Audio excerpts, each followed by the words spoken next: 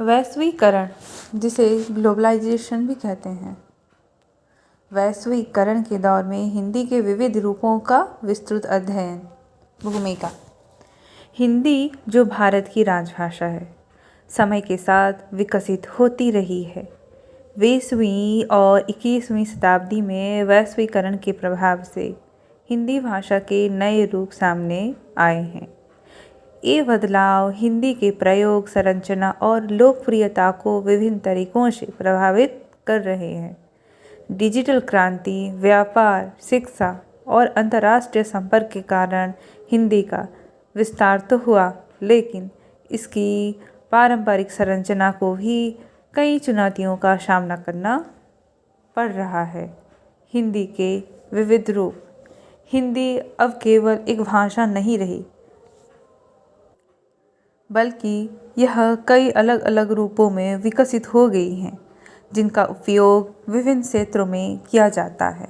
मानक हिंदी, स्टैंडर्ड हिंदी। यह हिंदी का सबसे औपचारिक और व्याकरणिक रूप है, जिसका प्रयोग सरकारी दस्तावेजों, शिक्षा, साहित्य और प्रशासन में किया जाता है। यह संस्कृत निज शब्दावली से समृद्ध होती है और व्याकरणिक शुद्धता का पालन करती है। उदाहरण: महात्मा गांधी ने सत्य और अहिंसा के मार्ग को अपनाया। भारत एक लोकतांत्रिक देश है। आंचलिक हिंदी, रीजनल हिंदी। विभिन्न राज्यों और क्षेत्रों में हिंदी के अलग अलग बोलियां मिलती हैं, जिससे हिंदी के कई क्षेत्रीय रूप बने हैं। यह हिंदी उन स्थानीय भाषाओं, बोलियों के साथ मिलकर एक नया रूप धारण कर लेती है। उदाहरण: बिहार, का हाल बा, सब ठीक बा, भोजपुरी प्रभाव। राजस्थान, थाने खबर है, मारवाड़ी प्रभाव। उत्तर प्रदेश, तू कहाँ जाता है, अवधी प्रभाव। इंग्लिश, हिंदी और अंग्रेजी के मिश्रण से बना एक नया भाषा रूप, जो विशेष रूप से शहरी क्षेत्रों और डिजिटल मीडिया में लोकप्रिय है। यह भाषा बोलचाल, सोशल मीडिया, विज्ञापन और कॉर्पोरेट जगत में अधिक प्रयोग होता है। उदाहरण: वीकेंड प्लान्स बना लिया क्या ब्रो, जिंदगी चिल करनी चाहिए। तकनीकी हिंदी, टेक्निकल हिंदी। विज्ञान, प्रौद्योगिकी और डिजिटल युग में हिंदी को तकनीकी रूप में सक्षम बनाने के लिए कई नए शब्द जोड़े गए हैं। तकनीकी हिंदी अभी भी विकसित हो रही है और यह मुख्य रूप से अनुवाद के माध्यम से लोकप्रिय हो रही है। उदाहरण: ईमेल, विद्युतीय डाक। ईमेल को क्या बोलते हैं? विद्युतीय डाक। वेबसाइट को बोलते हैं जाल स्थल। डाटाबेस को बोलते हैं आंकड़ा भंडार। लोकप्रिय हिंदी, यह हिंदी का वह रूप है जो आम बोलचाल, फिल्मों, टीवी धारावाहिकों और सोशल मीडिया में प्रयुक्त होता है। इस हिंदी में स्थानीय बोलियों और विदेशी भाषाओं के प्रभाव देखा जा सकता है। उदाहरण: क्या सीन बना रखा है भाई, आज बहुत जोरदार मज़ा आया। वैश्वीकरण का हिंदी पर प्रभाव। हिंदी का विदेशी भाषाओं का प्रभाव। हिंदी में विदेशी भाषाओं का प्रभाव। वैश्वीकरण के कारण हिंदी में अंग्रेजी, फारसी, अरबी, पुर्तगाली और अन्य भाषाओं के शब्द शामिल हो गए हैं। कौन से? अंग्रेजी, फारसी, अरबी, पुर्तगाली। उदाहरण: अंग्रेजी टेलीफोन, स्कूल, ऑफिस, इंटरनेट। फारसी बाजार, दरवाज़ा, मोहब्बत। अरबी अदालत, हिसाब किताब। डिजिटल और सोशल मीडिया का प्रभाव। सोशल मीडिया ने हिंदी भाषा के विकास को गति दी है और इसे अधिक संचार सुलभ बना दिया है।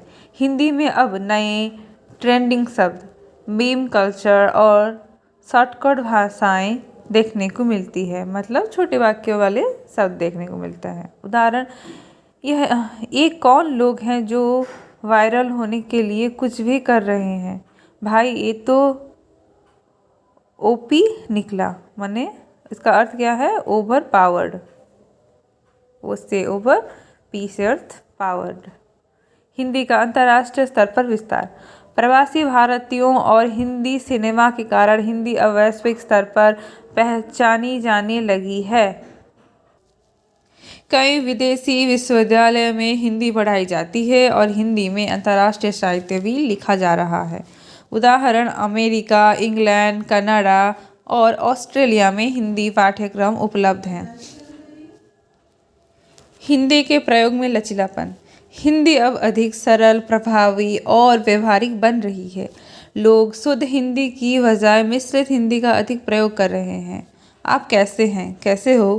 कृपया बैठ जाइए, बैठिए। वैश्वीकरण के कारण हिंदी की चुनौतियाँ। अंग्रेजी का बढ़ता प्रभाव।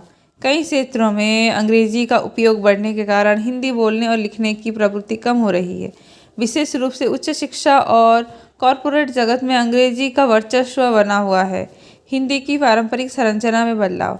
इंग्लिश और सोशल मीडिया के प्रभाव से हिंदी के व्याकरणिक नियमों में बदलाव आ रहा है। उदाहरण, लोग मैं हूँ के बजाय मैं हूँ लिखने लगे हैं। क्षेत्रीय भाषाओं की प्रतिस्पर्धा। हिंदी के साथ साथ भारतीय भाषा जैसे तमिल, तेलुगु, बंगाली की प्रतिस्पर्धा भी बढ़ रही है। कई राज्यों में लोग हिंदी की वजह अपनी क्षेत्रीय भाषाओं को अधिक प्राथमिकता दे रहे हैं। हिंदी के भविष्य की संभावनाएं। डिजिटल युग में हिंदी का विस्तार। हिंदी ब्लॉगिंग, यूट्यूबर, पॉडकास्ट और ई पत्रकारिता के विकास से इसे और मजबूत बना रहा है। हिंदी को वैश्विक मंच पर लाने के प्रयास। संयुक्त राष्ट्र और अन्य अंतर्राष्ट्रीय संस्थाओं में हिंदी को अधिक पहचान दिलाने के लिए प्रयास किए जा रहे हैं। हिंदी में नई शब्दावली का विकास। हिंदी को और अधिक समृद्ध करने के लिए तकनीकी और वैज्ञानिक शब्दावली का विकसित की जा रही है।